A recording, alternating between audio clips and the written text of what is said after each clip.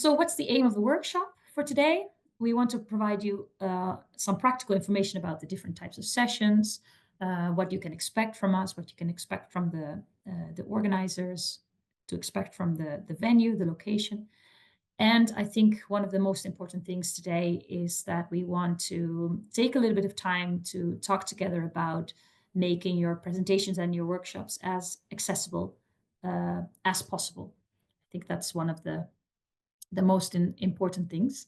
And as I said, at the end of the workshop, there's definitely also time to answer your questions, all kinds of questions that you might have. So we want to explain the 4 types of presentations. Yes, this is what I already explained. Give some practical info and talk about the location and answer your questions. There's 4 different types of presentations. We have the oral presentation, the interactive workshops, the show and tell, and the table talks. Before we start explaining all the different kinds of presentations, we would like to know also, maybe if you want to answer that in the chat, which of the presentations you'll be giving, so that we know a little bit how many of all the different types of presentations are in the meeting right now. Some show and tell, a lot of show and tell, table talks, okay, oral presentations, interactive workshops. So we have a little bit of everything. Yeah, that's really good to know. 2 show and tells. Ooh, that's interesting. That's really good. I saw just quickly one question. Maybe I can answer that already. What kind of accessibility? Of course, we'll be mainly focusing in this presentation also on people with visual impairment. Okay, so to start with the oral presentations, of course, many of you know the drill. You've done it many times before, but we still thought it good to talk to you about this a little bit. The idea is that you have, you're in a session with other presenters and you have 20 minutes to present, and you have basically 5 minutes. We ask you to keep 5 minutes for questions, so that's 15 minutes plus 5 minutes is 20 minutes. So that there's also 5 minutes transition time between the presentations. We really ask you to stick to the timing, also out of respect for the other colleagues who also need to have the time to have their presentation. If there are too many questions and you have too little time, we don't think that there's any need to worry, because there will be plenty of space to connect later. There's one exception on Wednesday. There are a few sessions where we have a little less time for the speakers, but that's clearly indicated in the program. And that means that you have 15 minutes, including the time for asking questions as well. Again, if you have not enough time for the questions, please keep them and exchange, if possible, exchange contact details so that you can come back to answering the questions later. We'll provide you with a template for your presentation. It's the same one that we're using here, and we definitely encourage you to use it.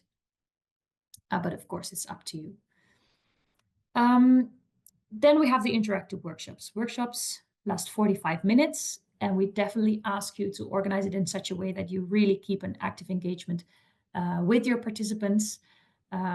It's not called a workshop for nothing. We kind of want to take some action, and also for you, it's a good way to also making the most of the opportunity to have interaction. So the advice is to keep it really hands-on.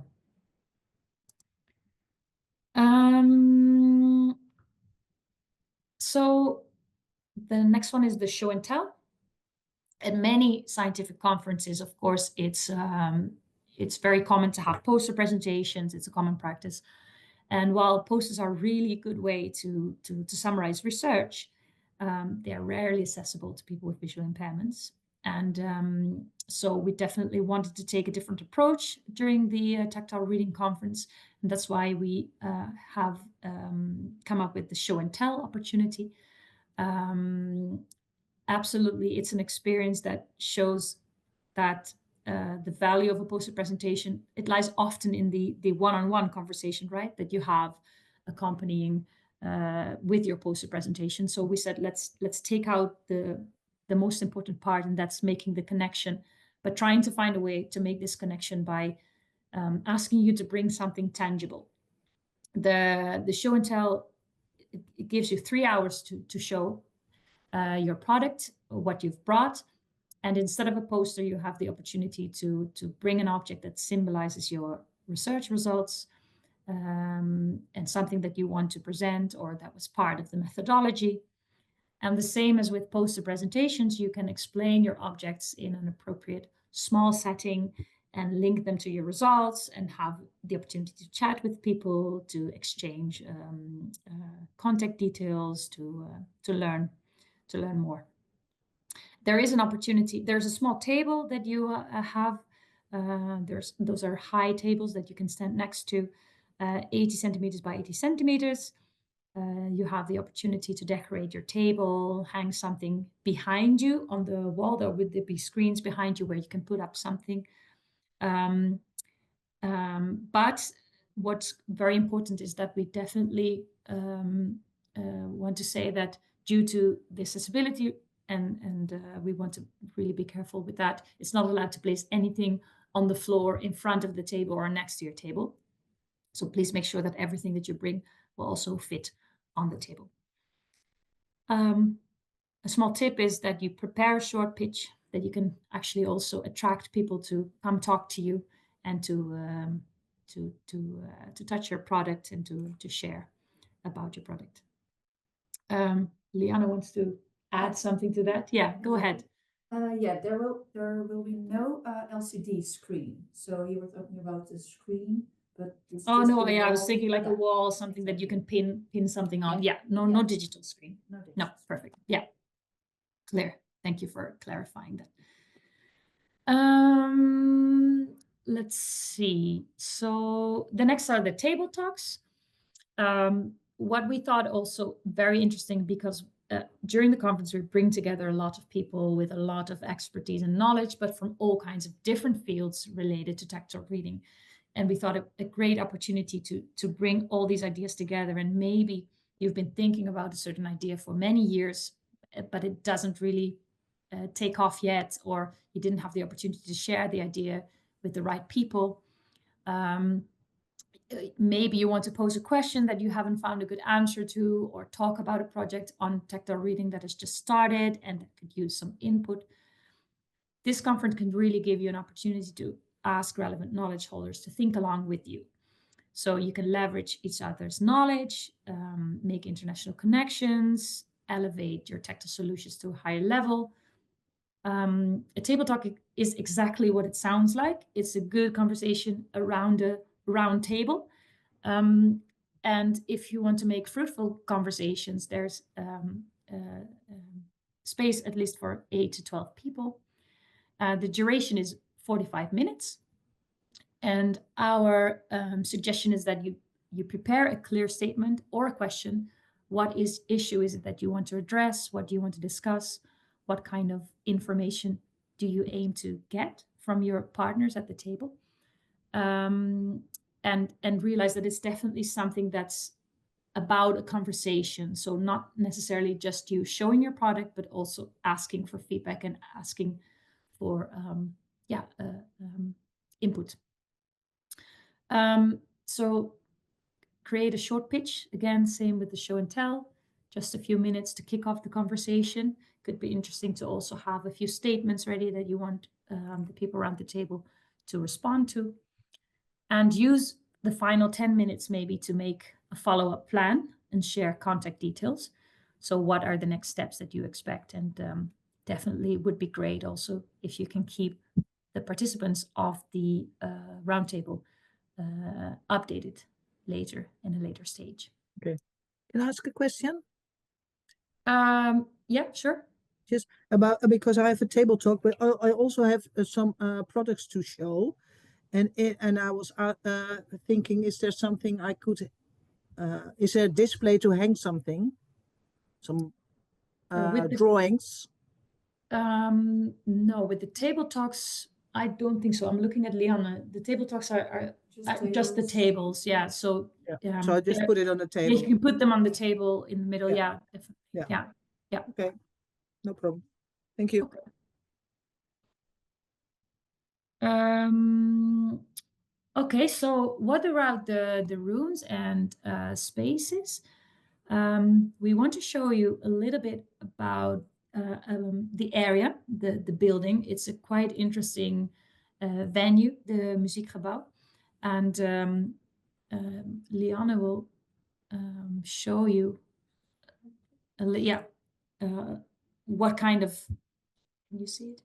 Just give us a few seconds. So you have a little bit of an idea of the spaces and what can be found and can be done in those spaces.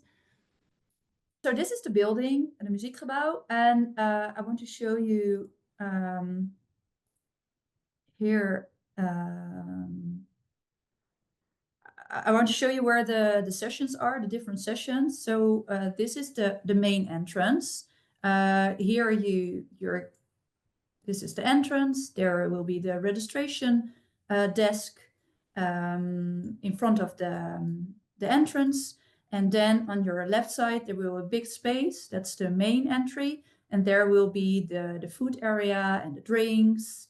You can go outside if you want. And there's also a restaurant where you can sit. And on the foyer deck, so that's foyer deck number 1. So it's a bit complicated building. So I just want to show you the different areas, but later on we will also share a floor plan. So where are the different sessions are, and also where are the different rooms. But just to give you an impression, so on foyer deck 1, this is foyer deck 1, above the main area.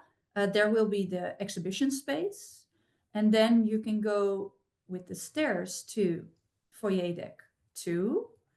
And on foyer deck 2, there will be space for a table talk for 12 persons, and there will be a table talk room for 8 persons. And then we go to foyer deck 3, sorry. And in the back, there will be a table talk for 8 persons. So in total, for the table talks, there will be 2 round tables for 8 persons and 1 round table for 12 persons. On foyer deck 3, you will also have 1 room for the oral presentations. This is called the kleine zaal. So the little room hall. Then we go downstairs again.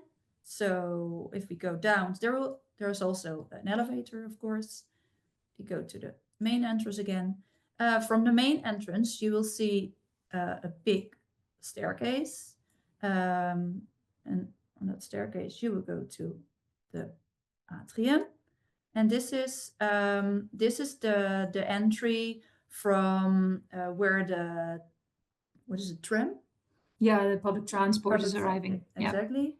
Yeah. And also, if you come by foot from the station, you arrive via this entrance. And this is a big Open space. Open space. And the big open space. In this big open space, there will be the show and tell area. So we have the 22 tables.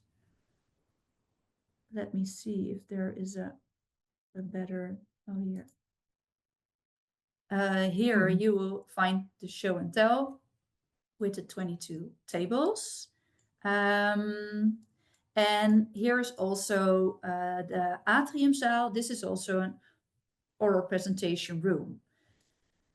Then I forgot to mention there's also the big plenary room. The plenary room. So this is the plenary room. This will also be our presentation room during the session rounds. So we have 3 oral presentation rooms. I showed you the table talk. I showed you the show and tell rooms. And then there will also be, but I can show you, the studios. So there are 3 different studios, but this is not No, included on this website. this website, no, no. it's not included. I'm quite sure that you are able to share the link, right, in the Yes. chat. Yeah. So it gives you a little bit of an idea of the area of the space, but as Liana also already explained, there will be a floor plan shared with the info package that we will share later on with even more details than we are giving today. Do you want to share the presentation? I don't know.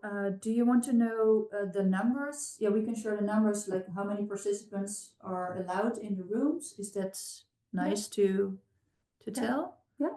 Okay, so there are, of course, the show and tell area is for everyone.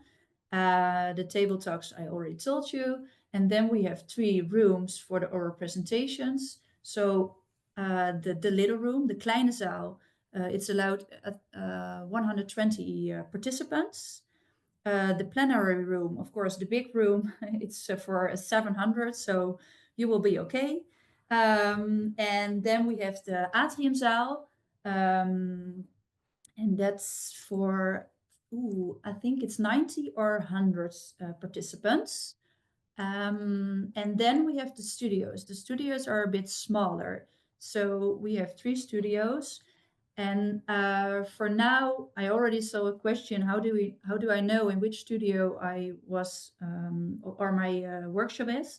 Yeah, so in the system, I put some people who are doing a music workshop in Studio 1, because there we have some music instruments you can use. And Studio 1 is for 50 persons. Studio 2 is for, oh my God, I thought it would be 28, but I will send you the information later, so then it's 100% sure. And Studio 3 is for 15. So that's a bit smaller. And in every studio, we have tables with 5 chairs. So depending on how many people are allowed in the room, for, of course, Studio 3, there will be 3 tables with on each table 5 chairs. I think. Yeah, and those were mostly used, I think, for the interactive workshop, right? With Exactly. Smaller Exactly. group. Yeah. Exactly. Okay. Yeah. Thanks. That's very helpful. And again, we will share more of that information later. Atriumzaal is for 90 people. Thank you, Ina. It's always good to have the event manager also. Thank you, Ina. Okay, so let's continue. What we also said is going to be an important topic today is the accessibility of your presentation. So for the Tactile Reading Conference, about 1 in 10 of the participants has a visual impairment. So it's a large group. Naturally, we want to make the conference as accessible as possible. And as organizers, of course, we are doing everything we can, but we can't do it without you. So we definitely need your help there as well. We will go through some of the tips that we have collected here and there, also from our own experts, but also from other experts. And but definitely, we probably could not think of everything. So while we provide some tips, we realize that we are not perfect ourselves. So definitely, you can have ideas as well how we can improve. And we would absolutely ask you, if you've heard our presentation, to share with us if you have any additions that you would like to make or any tips that you have. We want to talk about a few key principles that we want to adhere to when it comes to accessible presenting. So first of all, we definitely ask you to enable the visual impaired participants of the conference to prepare in advance. So to come back to what we were saying at the beginning of the presentation, is that often we only prepare our presentations while we're in the airport, making some final details, final changes. But we definitely encourage you to provide the PowerPoint presentations in advance as much as possible. And of course, you can still make changes, but it would be really great if we have the basic outline of your presentation already in advance, so that people with visual impairment can download the presentation in advance and read through it, so that it's easier for them to follow the presentation during the conference. For that, we ask you to convert your PowerPoint into an accessible PDF and make this available through the Yellenge app. The Yellenge app is the conference app that we will use during the event. We will say a little bit more about this app later on in this presentation. So if you can upload them there, that would be really great. Our colleague Mark will show you in a minute how you can do that. One other thing before he does that I really want to point out is that is something different than the fact that your PowerPoint still needs to be shared with the technical team as soon as you arrive on site. So as soon as you arrive at the location, you're asked to go to the service desk to give your presentations there to the Speaker Service Center, where they prepare the presentation to be uploaded. So as soon as you get into the room where you need to do your presentation, the presentation is already there, and you don't need to do anything yourself. But you have to make sure that you are able to share your presentation either through a USB stick, or you able to send it on site through email. So Mark, would you like to show how people can convert their PowerPoint into an accessible PDF? Yes, okay, I would love to. So I will share my screen. So as you hopefully all can see, I have a PowerPoint, an example of a PowerPoint. And the nice thing is that the PowerPoint, Microsoft does a lot of this already for you. They will help you guide through it, but I will just show you how that works. One tip beforehand is that every page of the PowerPoint has a title. So for example, you see here a title on the second page, and the third page is a title, but the first page isn't a title yet. But PowerPoint also will see that because I will show you now. You will go to the review section, and then you go to check accessibility. And PowerPoint will see that there are some things not accessible yet. The first thing, missing alternative text. So our PowerPoint has a picture on the back of it. So for people that are blind or visually impaired, they don't know what the picture is. So, but it's just the background. But there's also what you see on the background is a hashtag TR25. So it's nice that they know this. So I will say a background with hashtag TR25. So they hopefully will put it all on Twitter, or like X it's now, or Facebook or other social media. So I will just do save. So this is also for the second page, the same thing. Around TR25, I'll do save. So that's now done. Here's another problem that Microsoft sees. So on the first page, when you use our template, there's a small video, but it's just what you see is 2 letters are added to the word feel. So there's also no audio, so it's not really a video. So I will leave this one. So there doesn't need to be any captions on the video. Of course, the video needs to be explained, but we will have that later. There doesn't need to be captions. So I will leave the subtitles there open. Then I will go here. So as I already mentioned, it's important that every page has a slide title. Why? Because for people that are blind or visually impaired, they will go through the PowerPoint, and it's nice that they already see in the title of every page what it is about, so they can really go quick. Oh, this title I don't want to find. So they will quickly go to the next title until they know, oh, this is the page I want to be on and to hear the information. So there's no title on the first page, so I will add it, but we don't want to have a title on the video for the people that can see. So I will say add a hidden slide title, and it's just above. So it's like, yeah, video start. And later it will explain what the video is, but now it has a title. Oh, sorry. Oh, okay. So this is another problem, or no. So in this case, the PowerPoint doesn't recognize yet that this is a title. So I will just say, yeah, this is my title. And that's the same problem for this page. He doesn't know this is the title. So I will say, yes, set as slide title, approve. So we already also now fixed that problem. So this is another important thing, that every different title of the page is different. So here you have the problem that this page has the same title as this page. Then for the people that are visually impaired, they don't know which page they're on. So you need to have a different title. So here we keep it your title. Doesn't really say a lot, but here we need to make something else.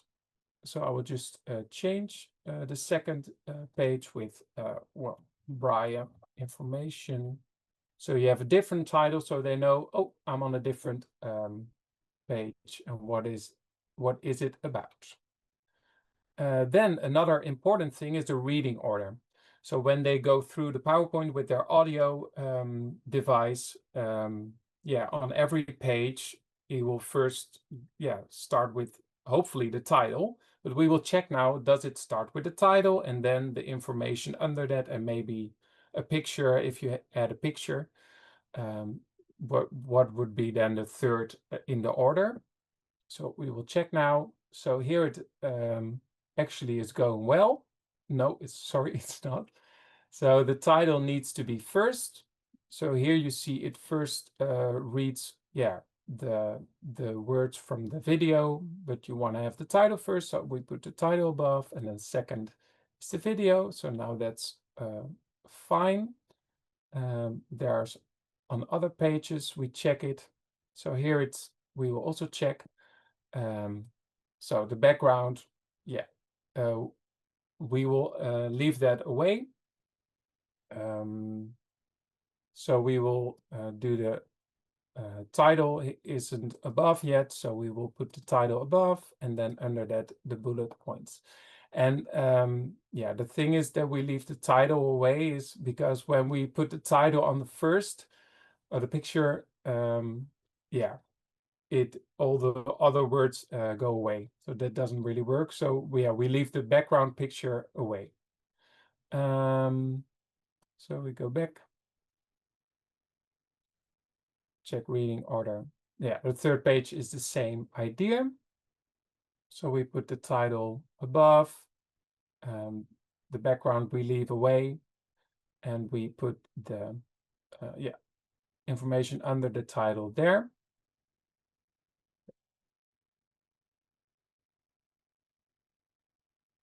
One, two, three. Okay. And then, yeah, we did that. So now we check if it's all accessible. Yeah, and all the problems are solved except for this problem. And then we save it, because now it's important that we make a PDF from it. So we do, we save as, and then we make a PDF.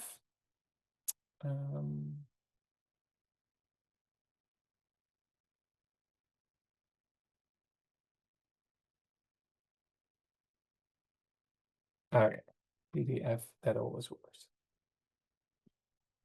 Yeah, there it is. So we do PDF, and then it's important that you check before you save it as a PDF, you check the options, and that the options has the point of document structures tags for accessibility. So that one is yeah, on. And in my case, it's blue. So we do OK, we do save. And then we have the PowerPoint as a PDF. and you can, like in my browser, I can already put the audio on, and then I will hear, maybe you also hear it. Your information. So I already see, okay, first he reads the title, then he reads the information, so that's done well. Your information. So yeah, that's a bit of how you can put the PowerPoint from to PDF. Yeah, thank you. Thank you very much, Mark. Can I ask a question? Yes. Yeah, sure. What if you add images, pictures? Yeah, so when you add a picture, it will also say in the PowerPoint at the end, it will say, well, you have a picture, but you need to have alternative text. So you can then just add the alternative text and yeah, describe what the picture is. Okay. Okay, thank you, Mark. Let's continue with the presentation. I guess it's good to mention that again. Yeah, are we good? Yeah, we're good. That again, we are trying to do our best to do to make it accessible for everyone. Again, if you have any comments, again, put them in the chat, and we'll come back to you later. So another key principle is that you give words to what is only visible. So if there's pictures, if there's anything, again, to many of you, of course, it sounds like it's so logical, and I think to many of us it is. But we also know that even though we are working in the field, most of us, for many years already, that we sometimes catch ourselves also forgetting certain things that are so, yeah, are so logical now that you write it down. So we're not saying this to everybody because we think that you don't know, because I think most of the things you do know. But it's good to be aware, and it's good to be reminded every time. So that's why we're giving this information. So describe all images and charts wherever possible. Make nonverbal communication explicit. And should you make a joke or there's confusion or something is happening, try to say it out loud as much as possible and explain what is happening so that everybody can tag along in the discussions or in the presentations and what is happening. So keeping in mind what I just said is that most of this for you must be already very known information. It's good to be aware, and it's good to realize and think through your own presentation in light of the following tips. For oral presentations, we have listed a few things to keep in mind. Add alternative text to visual elements. We just mentioned that already. Consider the function of images. For example, is it decorative versus informative? Add captions or video descriptions to videos if you put them in. Set the reading order of a slide content for a logical reading sequence. I think some of those things Mark already explained as well when he was showing you how to make the accessible PDF. And give each slide a unique title. Another thing is that we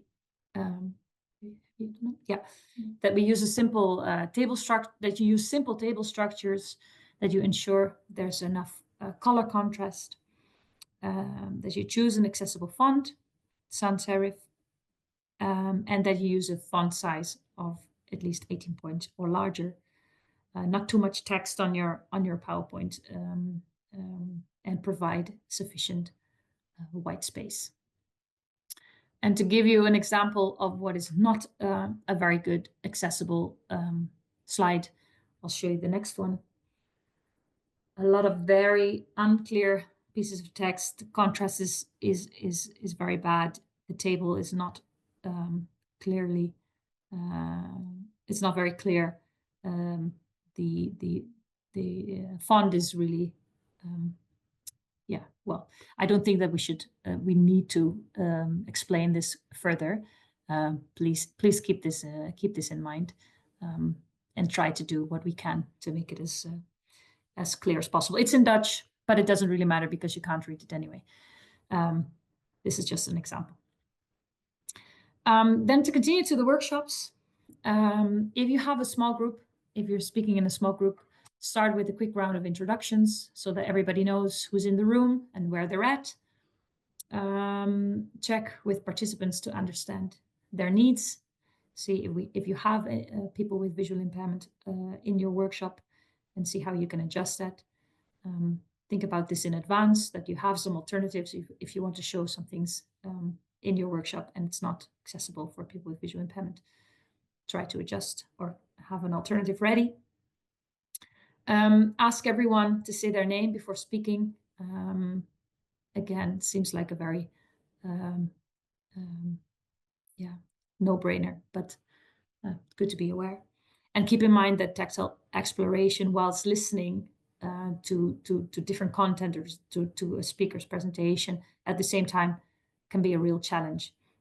So maybe if you want to show some examples on tactile exploration, or you want people to try things out, that you keep some silence, give some time to do that before you continue your presentation.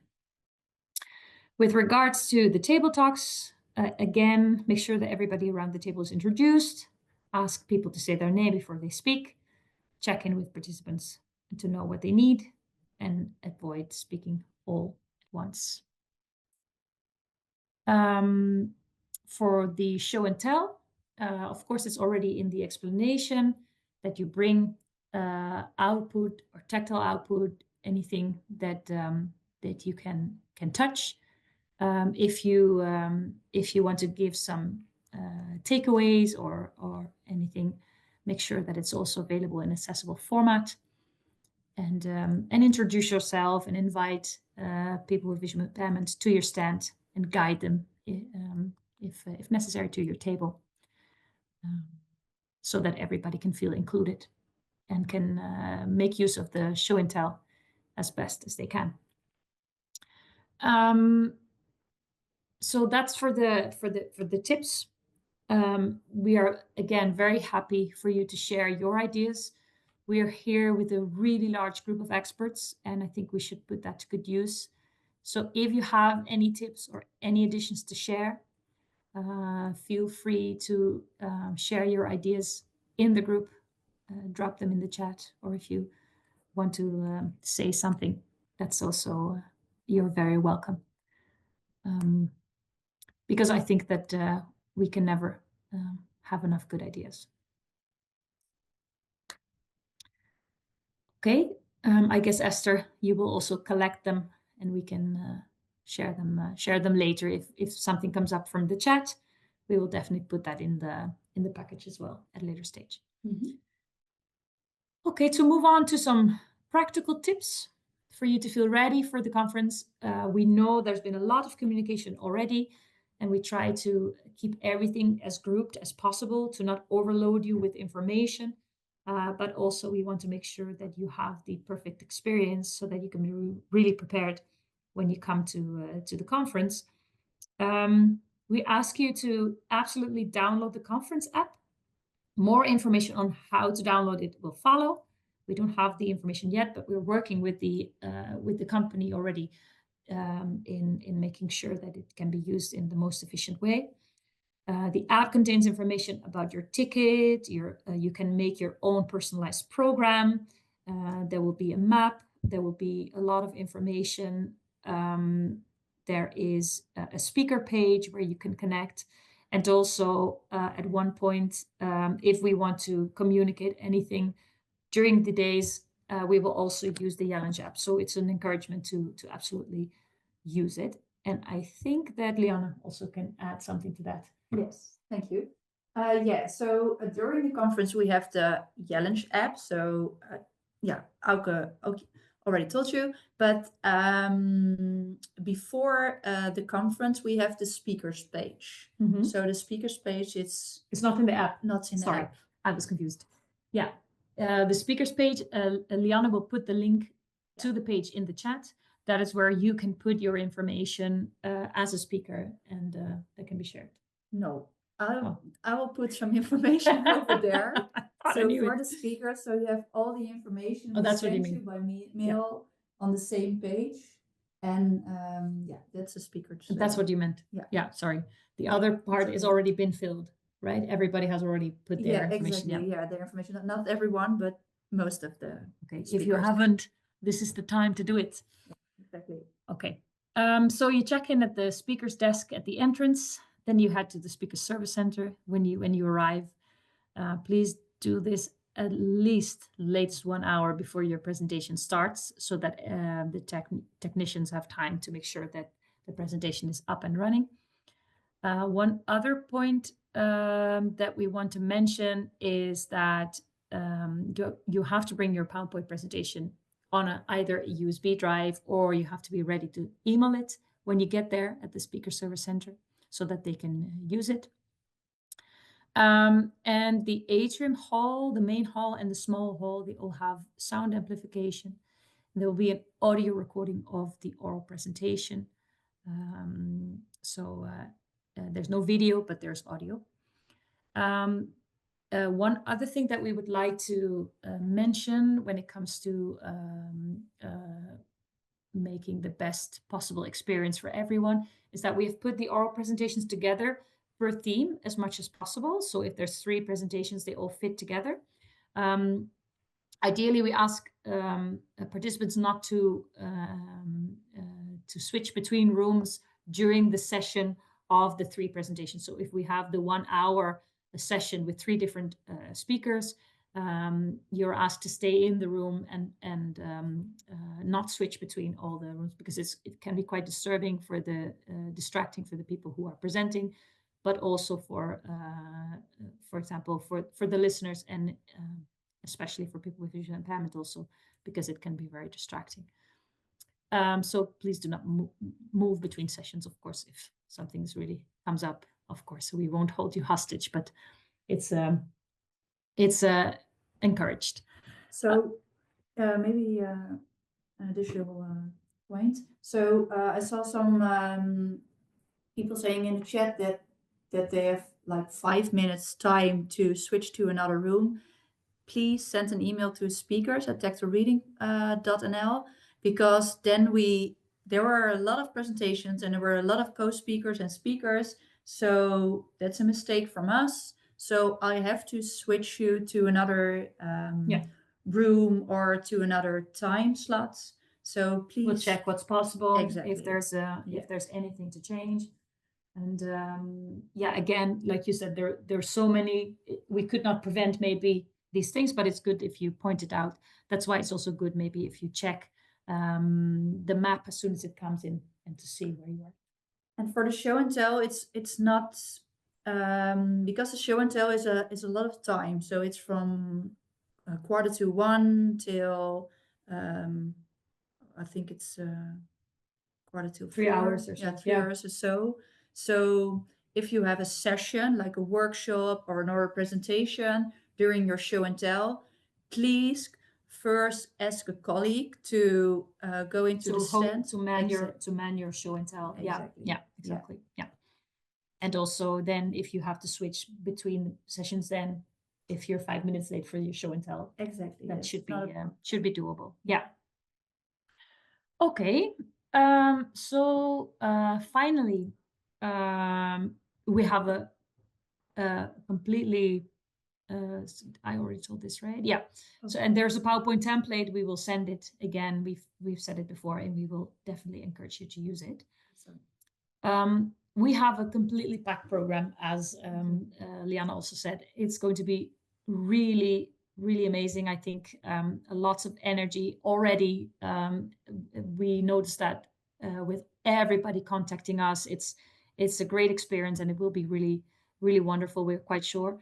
Some sessions will overlap, but that also gives you the opportunity to create your own personalized schedule.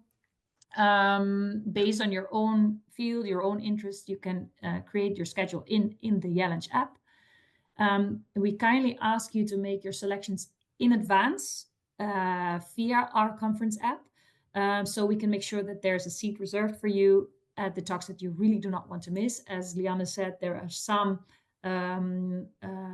interactive workshops, for example, that really have a limited a number of seats. So if you want to be there, and if you want to be there in time, registration for the sessions opens on May 8th. So that means that if you really want to make sure you reserve your spot soon. Sorry. No, I think everything.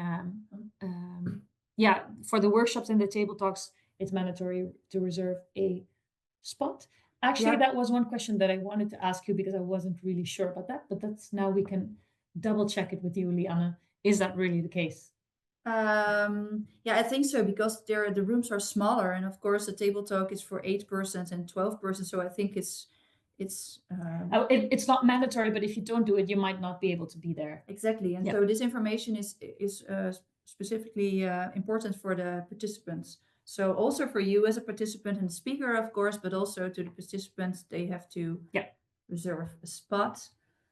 And you said like via the Challenge app, but you get a link from us. Sorry. Yeah. We send you by email a link, but also you can do it in the Challenge app, but the Challenge app will be available 1 or maybe 2 weeks before the conference. And then you would be too late. So yeah, we'll send a link. We send a link on the 8th of May. Yeah. Okay. That's it for the presentations. Esther, you have been following the chat very carefully. I think before we open the floor to speakers, it might be interesting to pick out some of the questions that you might think are interesting for all of the listeners that are here right now, for us as a team to answer. Yes. Would you be okay to just call out a few questions, and then Yes, of in the course. end we can answer them. I think that means that we're going to stop the recording here. Any of the questions that we think are relevant for us to share, we'll put them on the website under the frequently asked questions, or put the answers in the information packages that we're still going to send. Yeah. Okay.